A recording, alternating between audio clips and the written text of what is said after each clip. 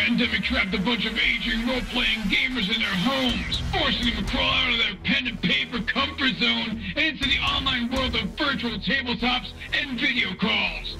So join them as they raise the curtain to share their stories, insights, and love of all things geek. Welcome to the Advanced Age Role-Playing Gamers Podcast, assholes.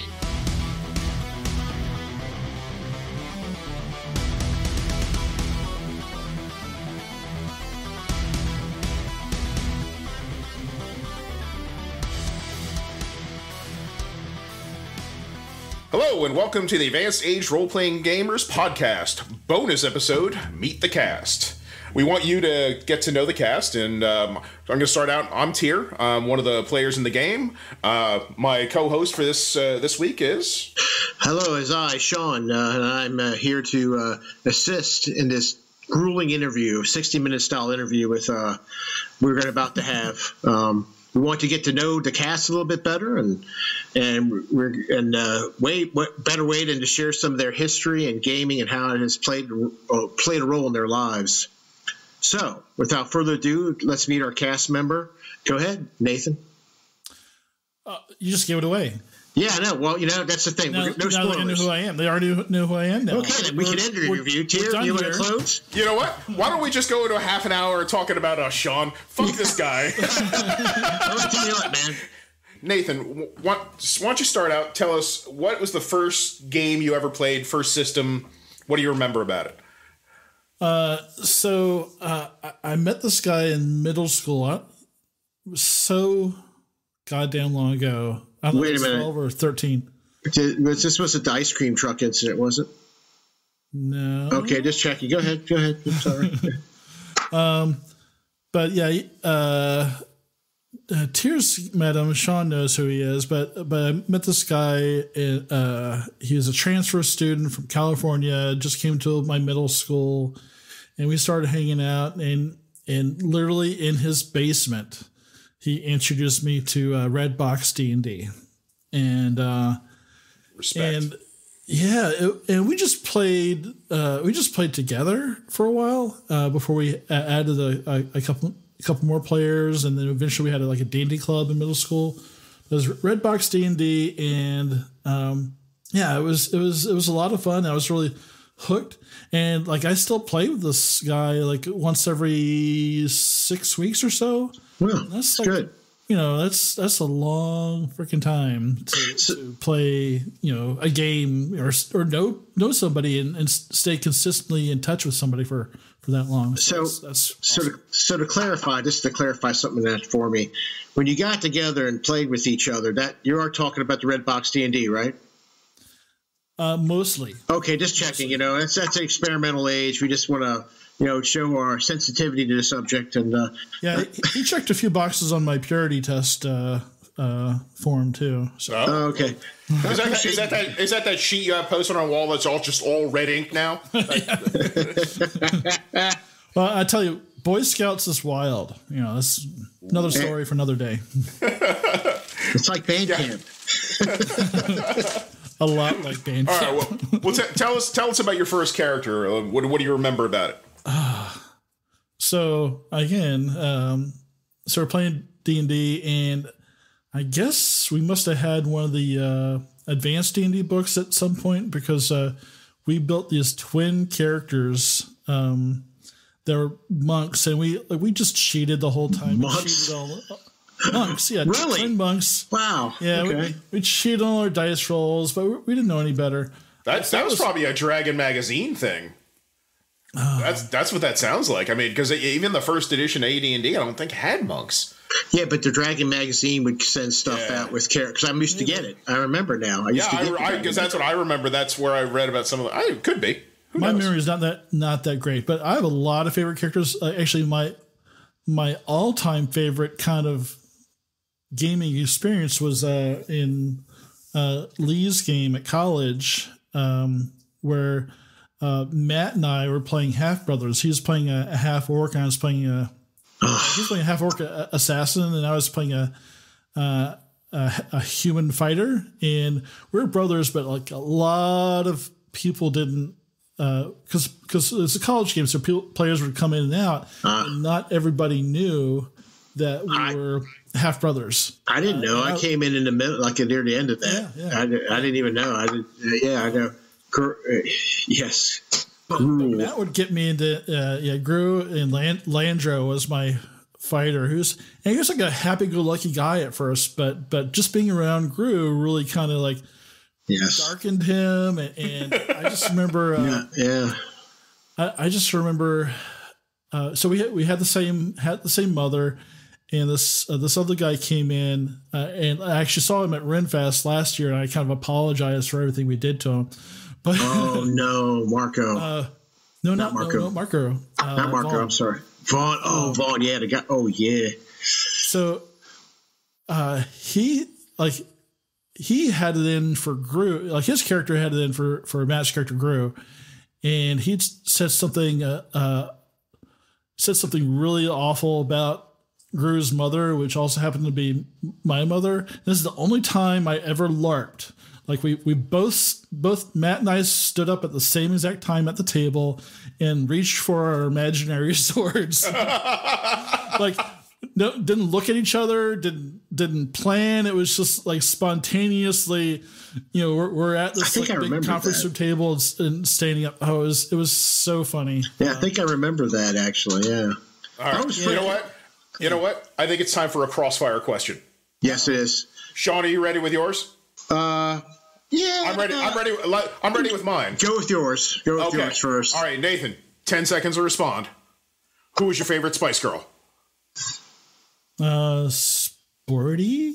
Okay. All right. Exactly. I don't know. It's like a B-. That's all right. All right, Sean, go. I think that's the one that's married to a soccer player. So this is a very serious question. It's deep detail. Which is your favorite Terminator movie? T2. T2? Okay. Yeah. Respect. That's respect. Okay, that's good. Moving on. We'll move on from that point on. Which is my favorite Star Wars movie? Okay, which one? Oh, wait a minute. Return of the Bone? I mean, I'm sorry. What's I don't know. Tell me. That's Empire Strikes Back. Yeah. Oh, fuck. That's the poster behind me. Oh, I see. That's why. Like pointing at this poster. I will say this. You were just listening to this. Yeah, I will say this with that game that Lee ran, and that's one of the only. A lot of Lee games I had, I was very frustrated. I felt they were too scripted. That one wasn't though, and no.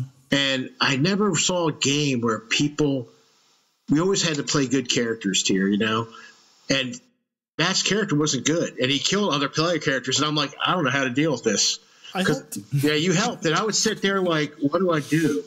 Because I don't, I was like, do I just go along with this? And it was really interesting. I liked the character. I tell you that I remember that because that was like such a moment for me because that really kind of affected the way. And this is probably another question there. That affected the way I DM or GM is. I don't mind inter-party conflict. It's natural. I don't want to rein people in. I like a little bit of chaos. I like consequences. So when players do something stupid, there are consequences. Yes. And I like things to be. I like it a little dark. I like things to be hard. Because otherwise. And that kind of situation really is really put me down this path of okay, this is I'm not gonna write too much down. I'm gonna try and be as improvisational as possible, which is hard because sometimes you guys are really throw me for a loop. Parlay. Hey, Jesus not Christ. one session. Not even in the bonus episode can I escape that. Hey, listen.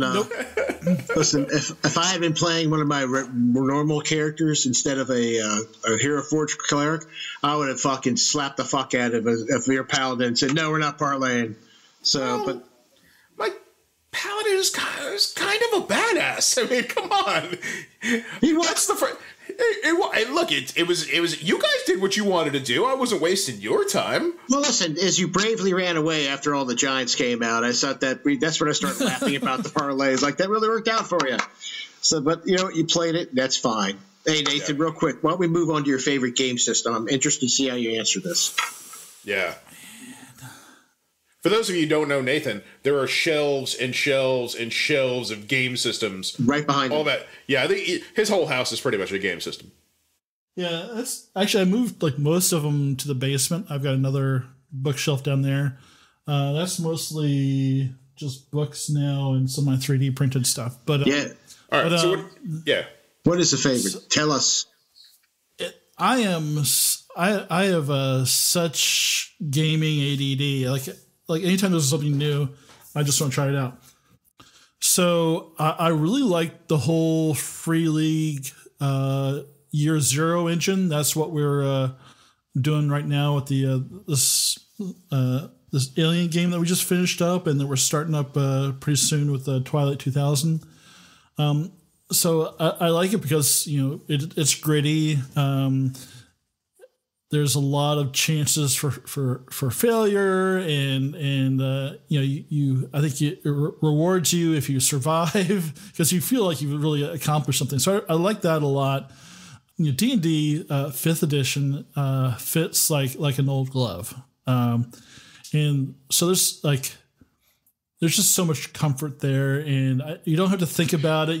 You know what it is. You know how to play. You know, and 5e feels to me a lot like earlier editions, where it's just not so complicated. 3.5, which a lot of people love, I just added a lot of just a lot of mechanics, a lot of fiddly bits, and 4th edition was fun for what it was, but 5th edition really feels it's got enough new stuff in it, but it's still a lot of callbacks to earlier editions that makes it comfortable. And running things like I did with you Against the Giants, which is an older module, it felt like playing, you know, back then. So you know, I can't pick a favorite. You know, they're all my babies.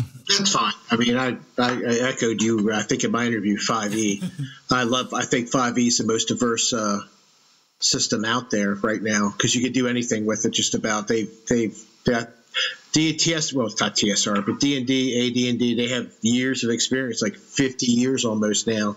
So they got the best. They got the best system, I think. It's an adaptable system too. You can use it to play other games, you know, to play other settings other than, you know, high fantasy, low fantasy. You know, I've seen people use it for Sean and I know we're into the some of the dark fantasy games podcasts that are out on the web right now.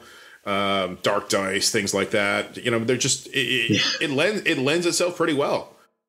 Yeah, you could play a Cthulhu-like game with the 5e. Basically, you add stress dice, and you get it's pretty. It could be pretty interesting. All right, you can't pick a favorite game. No. Tell us about your favorite character. You got to have a favorite character. Like one you would go back to if you could. Man, so I guess I talked about that Landro D&D character a bit, but there was probably one of the ones I had the most fun was in the old Vampire the Masquerade game. I had this Malkavian, and I don't even remember his name. I remember him. Yeah. But I just loved Clan Caitiff. Yeah. Clan Caitiff. I had a lot of fun playing and running that system, and I actually, like, I still have like a ton of books. I'd go back to that in a heartbeat. But yeah, this Malkavian, I just like loved playing someone that was like so free and like saw stuff at like a that was just that wasn't there necessarily. Well, I thought it was I thought that character. So Tyr doesn't know this, but from my perspective, the basis of the characters And if you're not familiar with Vampire, the Masquerade at the time, you had clans, and Caitiff had no clan. They were just free vampires.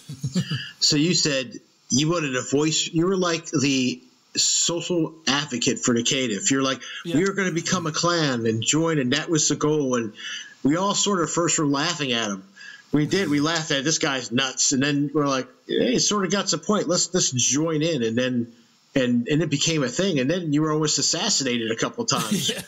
So it became really intense. I remember that thinking, man, this guy's Dathan, man, what the hell is he doing? And then I'm like, oh, this is actually pretty cool.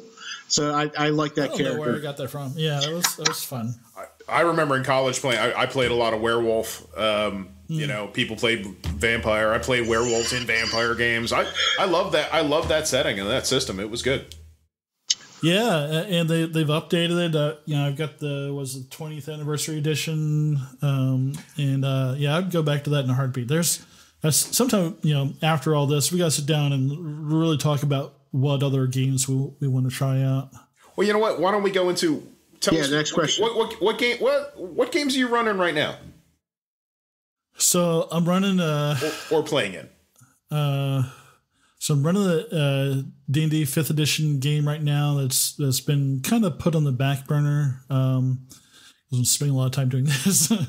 And I've been running that for a couple of years now. And it's really just like every month and a half. And you know, so it's like my longest friend, probably like 47 years now of knowing the guy. Not 47. What am I saying? About to say, what the fuck? 37. He was 2 years. He was 2 years old when they started rolling dice. Come on, bitch! So I'm not so good at math. But yeah, so it's really it's like my excuse to kind of hang out with him for a few hours, which is great. So I'm doing that. I'm in a Starfinder game that Matt's running. Yep.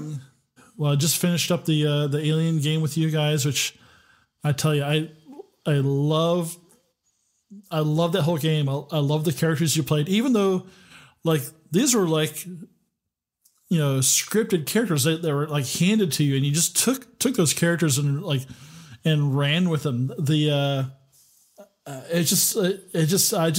really felt like you guys had created these characters from scratch. I'm just really like, because sometimes with pre-gen, it's just hard to do is take a pre-gen and turn that into your own thing. But man, you guys really did that.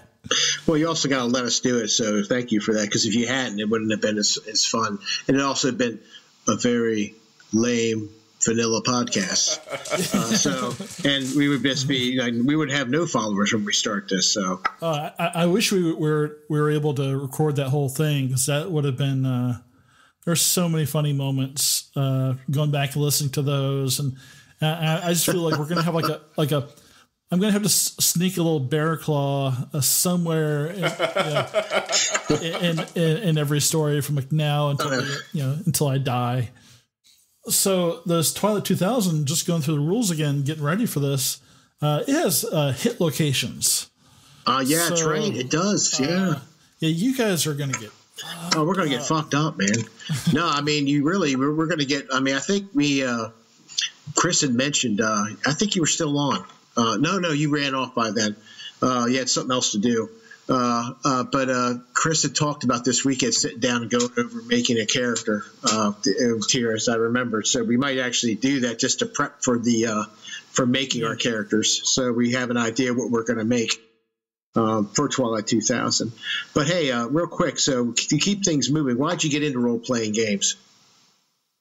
I think you might have answered that. Yeah, just friends and stayed in to keep friends. Now, but now it's more important. We have another crossfire question, and I'm going to ask you the first question. The first question is, when is the first time you remember Matt getting drunk and falling asleep on the shitter? For those of you who don't know, there was a period our good friend Matt, who's a co-DM, would get drunk. Absolutely no relation to the Matt who's on this game. No. Matt was we would go out, and he never drove, but he would, at the end of the night, you're tired. He would eat something, go into the bathroom, lock the door, and fall asleep on the crapper. And it happened once where he said, okay, but then it kept happening. And for the first 6 times, he never remembered it happened. He swore the next day we were lying. But do you remember Ethan the first time? Oh, yeah. Like even in my apartment. So, yeah, it was like, there's not earlier memory of that. So, yeah, but there's definitely clear memories of that. It would be funny because if he just look up to us, it would take us like 10 minutes to get him out of there. Then we get him, he'd be fine. He could pull his pants up. It wasn't like anything horrible, guys. It was just he fell asleep. Sometimes he didn't even use the bathroom. He just sat down and fell asleep. Then he went to bed. But it was always funny. I never really checked the toilet to see if he had used the bathroom. No, so that's maybe your like thing. His pants. Well, I want to look at the fecal matter to make sure there's no striations or blood to make sure we don't have to take him to the hospital. That's friendship. That's friendship right there. But I always were amazed. The next day he would look at us like we were crazy. Like, no, really, you did. He never believed it. Until Greg videoed him one time, I think. How about your question, Tier? My question, two-part question. Mm-hmm. First, within arm's reach, do you have physical dice next to you right now? Wow. Okay. Out of all the, here's part 2. Out of all the dice you own, what is your favorite? I've lost so many dice. I don't know where they go, but like I had this yellow 20-sided die that I lost probably like 5 years ago, and I still miss it. It was like an ugly yellow die, but I had it for like a million years, so I really miss that die. So I don't really have a favorite anymore. Like I have a bunch of dice, of course, but they're like none of them seem special. Okay. Right. Yeah, That's sad. I had a green dice. It was in my old, and I haven't found it yet. When we moved, it's in the old. Matt had it too. Matt has one too. It's an NBC kit from when you were in the military back in the 80s and 90s, and I had a green marble-like dice that became my die, and that was my 20-sided die in every game. But I haven't found it recently. So now I got these metal die that if I throw them too hard, it'll break through the wall. Because they're that hard. I don't even want to throw them on the table. Oh God, they're loud too. Yeah. So Nathan, we talked about your favorites. We talked about how you got into things, but like, why do you like to play role-playing games? You get to hang out with cool people. Well, you get to hang out with people. Wait, is that in the other game that you play with? Not with. It's obviously not with me. It's like I played with you for quite a while, Tier. Sean, like over 20 years now. Yeah, closer to 30. So yeah. I guess probably 30 years for you, and Matt was high school. Yeah. Jesus, I mean, it's just like, what other kind of hobbies do you like keep people in and stay in their lives for this long and get to spend 4 hours fucking around at a table with a bunch of dice? I mean, it's that's what it's all about is just acting like goofballs for a few hours when you get some time. Yeah, I mean, you can't do that at a strip joint because the dice might roll somewhere and you might lose them in some place. So you've been talking about strip joints a lot tonight. Yeah, Sean, is I know. On your mind? Yeah. I'm just reminiscing about when I first met you guys, and I'm just remember how much I'm actually thinking about the first women time I danced drinks. for you. Yeah, the first time you danced for me, that was the Hanger Club. Yeah, I lost a bet, and but we had a guy who I remember he wanted to go down there one night when the girls left. The Hanger Club Tier was a strip joint in southern PG County for women. Hanger, got it? So his idea was we should all go down there when the women leave the club. And I'm like, that's actually a brilliant idea. You're going to get these boozed up women who are horny coming out. Now, mind you, you don't know what they're going to look like, so it's not a club. So it's sort of like we never did it, but I was up for it because just for the story to see. I'm not saying I would have gone into bed with any of them or anything. I'm not like that. Yeah. I mean, I was a saint, a chaste person before I met my wife. All these stories of strip joints are just. This is my persona, guys. I'm not really like this, but my persona. But yeah, that was funny. No, God, how much money I wasted in anyway. On therapy, thinking about going to strip clubs. Because you never do, because you're a chaste person. Yes. This leads us to our next question. It's like, Nathan, what? It does. Yeah, it does. Look, I'm trying to tie this shit together. Okay, I got. We can sit. We can have a podcast sitting around talking about going to strip clubs in the late, in the early 90s, which none of us has done in 30 years. So let's go. So what real world experiences do you think have shaped the way you play role-playing games? Do you think anything has had, from your outside, your real life, quote unquote real life, has changed the way you do things? Well, yeah. So I kind of have a somewhat of a sales type job right now. Just kind of that work experience. And kind of like just really being able to listen, like when I'm a player, I'm like, really, I'm not a great player because I'm too quiet. I don't really, I connive a lot and plan a lot, but I don't really say a lot, but I think really, my work life has really helped me listen, helped me be more comfortable, in the public speaking aspect of being, a DM. I still stammer a lot and I kind of like have to ponder and think about what I'm going to say. But I'm really a lot better and I'm a lot better at it's made me a better DM, really. Not really a better player, but maybe a better DM all around. Just kind of my work experience. I think you're being a little hard on yourself. I think some of your characters are great. I liked your and Matt's the game we met. My friend Matt runs a Starfinder game, and your character in that game has some of the best one-liners and this subtle little things, comments he makes that are fucking hilarious. Like, hey, so the setup is there's a machine basically that shoots a big laser, but it's powered by life. And he's like, and he talks up to my character, who is sort of this religious sect likes a lot. They think he was a religious figures. Hey, you think we can get some of them people to go into this chamber for a test? And I'm going, you want to test the cannon? I said, I'll get back with you. But it's real subtle and quiet and just really evil, but just in such a non-offending way. I thought it was great. I plot and scheme. I'm just not super verbose as a player. I don't know anybody like that. And the sad part is, as much as you all talk about it, Malcolm put you all to shame. Oh Jesus, yeah, he does. Jesus Christ. The most verbose characters. Elegant.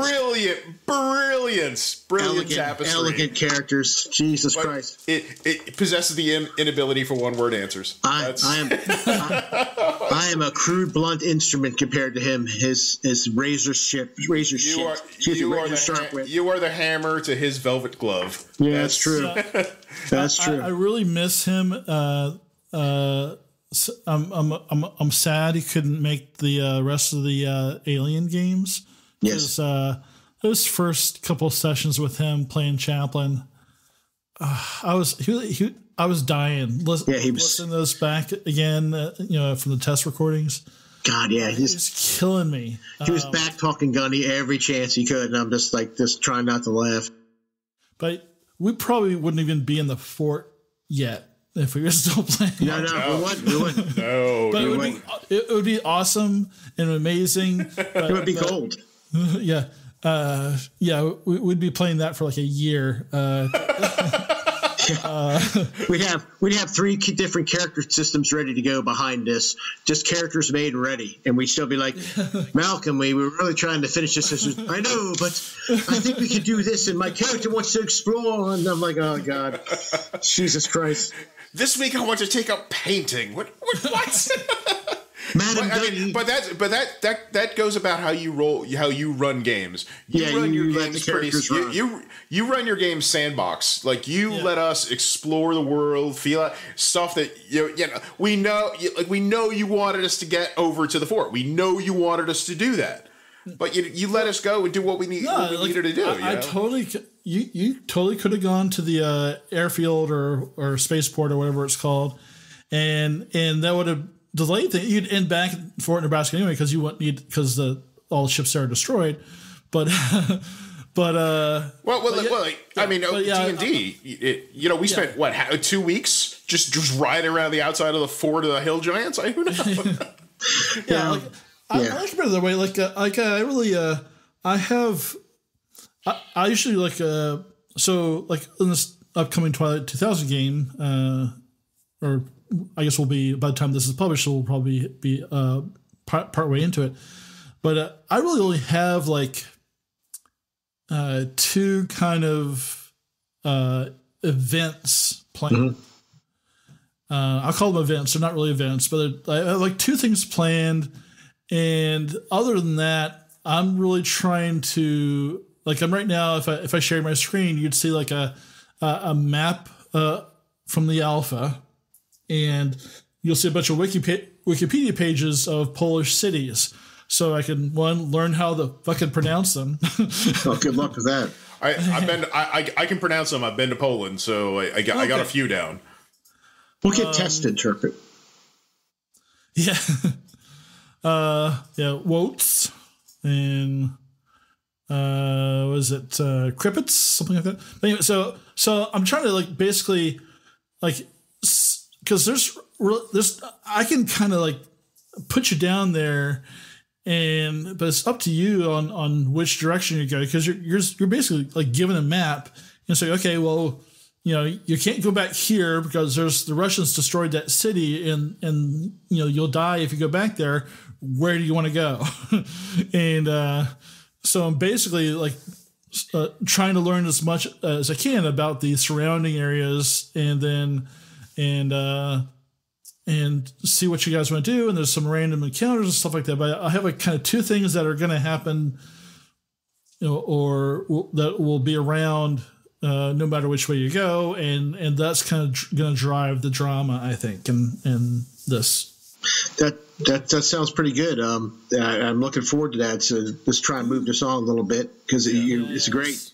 It's great, but you're talking like me. I know. Why do you think role-playing games are so popular today, Nathan? Really, it's. I think we've got a lot of escapist culture, and kind of the kind of the geek culture is king now. Look at all the 3,000 Marvel movies we have. We've had a whole other Star Wars series, which we never knew we were going to have when I was 8 years old. Going to see the first one, and that's driving the money, and I think that's kind of taking away some of the stigma that things like D&D used to have. And then you get the people that a lot of the video games that people play kind of come from RPGs, role playing games. So it's you're seeing a lot of kind of cross contamination, especially with things like the new Cyberpunk video game and Cyberpunk Red, the RPG. You've got people who've only played video games as well. Oh, there's this what's this pen and paper Cyberpunk Red thing, and they're looking up on that and trying to figure that out, and then D&D is so popular now. They're making it super easy with D&D Beyond, and Critical Role success, of course, has driven a lot of that, and kudos to them. I love listening to those guys. And Nerd Poker too. That's my two favorite D&D podcasts. So yeah. Oh, great! You just ruined Sean's other question. Thanks. What are your favorite D&D podcasts? Now you've ruined it. You know what? Sean, I don't know if I can continue. This is just too much. Yeah, that was my question. That was the most important question I had tonight for you, Nathan. Well, you know what? Let's just go to another crossfire question. Yes, go ahead. Oh God, go ahead. All right, Nathan. Yes. Free Tibet? No. Oh, okay. They deserve what they got. consequences, man. Consequences. Yeah, the Dalai Lama. I'm with Nathan. The Dalai Lama is actually the ultimate evil in the universe. There, I mean, him and his cool demeanor is a lie. We're gonna have to disagree on that one. That's Actually, cool. That's cool. I respect your opinion, brother. Yeah. It's cool. It's cool. So I'm going to ask you an interesting question, and from a personal standpoint. So I've gamed with you a lot. This is actually, by the way, the Matt question earlier, I actually thought Matt was going to watch this. That's why I wanted to ask the one about the crapper. Let me put that disclaimer in. That's why I asked it, and it was down here. Edit that out. Who knows? You are? Okay, you probably should. I don't know. I'll see. But I wanted Matt to respond to that. But I added out a lot of your dialogue anyway. Go ahead. No, you should. I say a lot of inappropriate things. It's just going to be the intro, your answers, and us saying goodbye. That's it. Tier stuff will all be there. Every time Sean has no fee, he doesn't care about the social consequences of his verbiage. Because he thinks it's all bullshit. So if you look at character, what is the most, I'd say, ridiculous as in, and it could be ridiculous, or it could be like ridiculously stupid or ridiculously amazing character you ever saw somebody play. And followed up by, what is the stupidest idea you ever saw somebody play as a character in a game? And it can be any game. It can even be a character I played as ridiculously stupid. I won't be offended by it because I played some ridiculous stuff. Man, there's so many ridiculous. There's got to be one that rises to the top. The one that rises right to the top. The first one you can think of. Well, see, I can only think of my own stuff. As I'm such a narcissist. No. Yeah, that's what I think of when I think of you, Nathan, as narcissist. Yeah, I know. I'm a closet narcissist.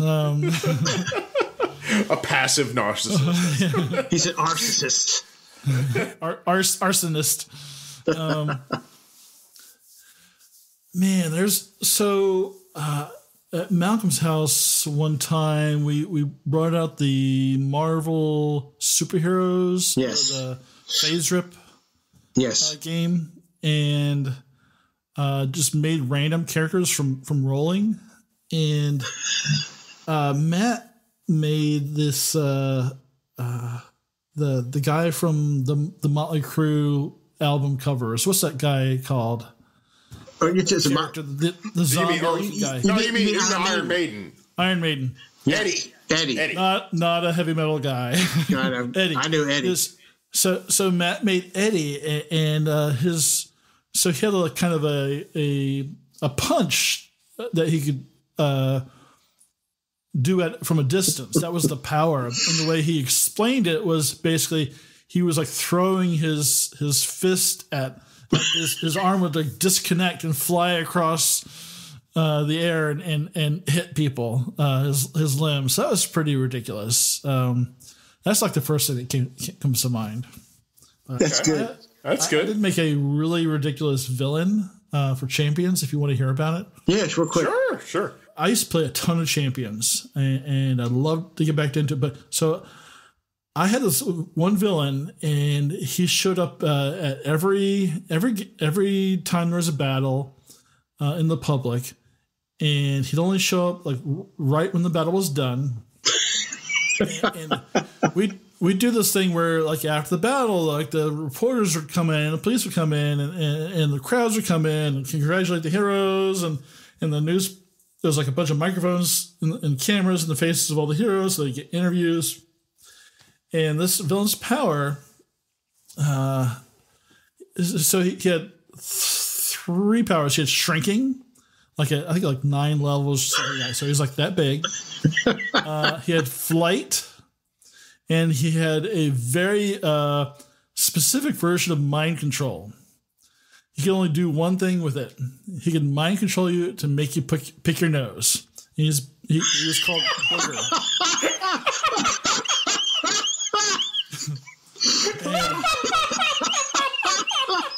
That's the best. And that wasn't the first thing that came to mind? Well, I was trying not to be that narcissist. No, that's amazing. Oh my god. That is amazing. But yeah, he had like because he can only do this one thing. He has so many dice. He had like 20 dice in my controller or something like that. Nathan, this is what I'm talking about when you knew your characters. This is exactly what I'm talking about. Go ahead. Yeah. So, well, like my characters, you guys, I'm really curious to see what you guys are gonna do. But that was a lot of fun, and everybody hated him. And like as you guys know, you can never find him. You guys hate me because you ain't me. No, I like you, Nathan. I hate you. I give you shit when we go something that's obvious that we would notice, like, oh yeah, all three of these guys, the chest bursters came out and just disappeared. Like we didn't notice three guys' chests explode somehow. Nathan, that's when I give you the motherfucker. I said, man, Nathan, you motherfucker.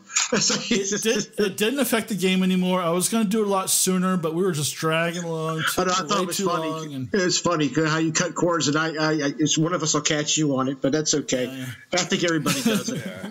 All right, I think we got about two more questions left. Okay. Yeah, I know we're running out of time. I know I don't. Hey, we're having such a great time. I hate to bring up a heavy topic, but has the pandemic changed the way that you game? How the fuck is that heavy? That's not people die every day. It's like thousands of people dying every day. You know, but you know, it's people. You know, it's just sad. Yes, it's true. See, we're talking. Thanks, Terry. You're bringing me down. Thank you. You're welcome. I'll put the hat of shame on later. It's fine. Jesus, you dick.